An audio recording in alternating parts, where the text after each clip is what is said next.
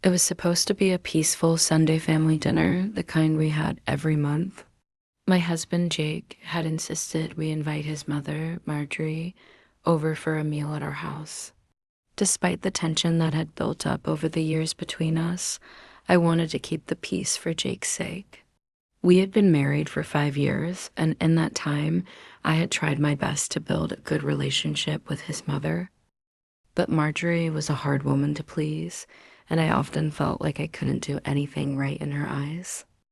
I spent the entire afternoon preparing a 3-course meal, making sure everything was perfect. From the roast chicken with rosemary and garlic to the homemade mashed potatoes and fresh vegetable medley, I poured all my energy into creating a meal that would impress her. After all, I was not just trying to make a good impression. I wanted to show her that I was capable of being the wife and mother that Jake deserved. As the clock struck 6, Jake and I set the table, placing candles on the table for some extra warmth.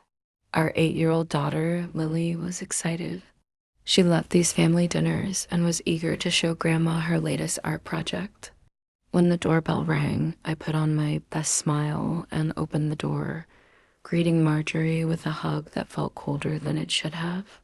She stepped inside, wearing her usual air of elegance, a sharp contrast to my cozy home.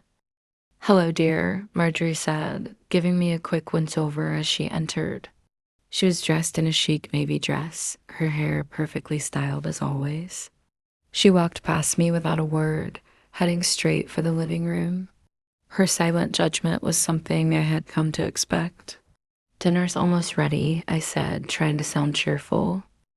Jake joined us in the living room, and the atmosphere felt a little awkward, as it always did when Marjorie visited. I could feel the tension building in my chest, but I tried to push it down. It was only dinner. How bad could it be?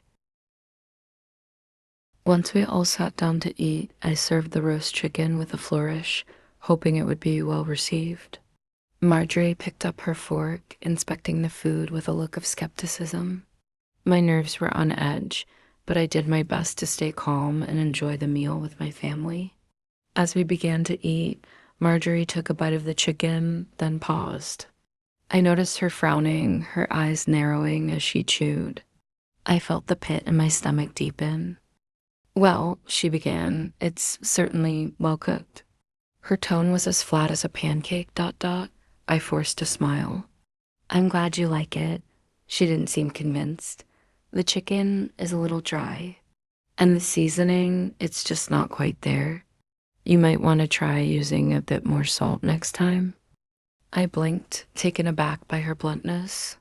It wasn't the first time she had made such comments about my cooking, but this was different.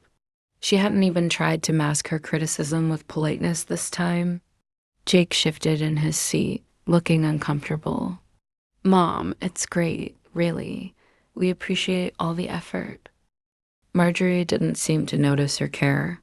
"Well, it's just that I've been cooking for years, and I know what works. You might want to experiment a bit more with flavors." She took another bite, and I could see the faintest hint of a smug smile on her face, as if she knew she had made her point. I felt a flush of anger rising within me, but I took a deep breath. I had always prided myself on my cooking skills, and to have them dismissed so easily felt like a personal attack. But I didn't want to make a scene. Not in front of Lily, not during this family dinner. Just as I was about to say something, Lily, who had been quietly eating her meal, suddenly piped up.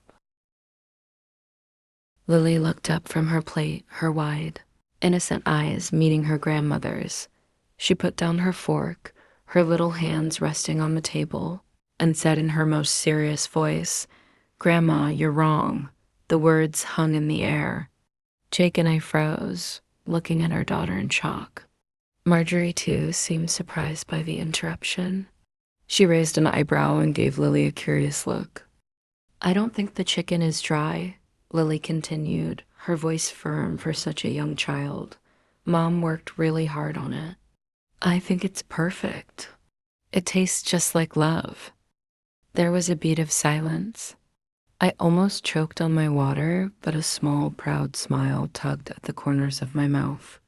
Lily's innocent but honest words were exactly what I needed to hear.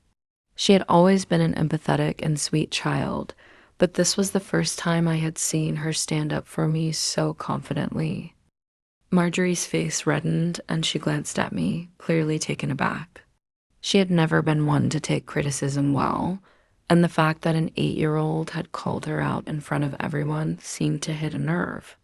For a moment, I thought she might say something sharp in return, but instead, she took a breath and put her fork down.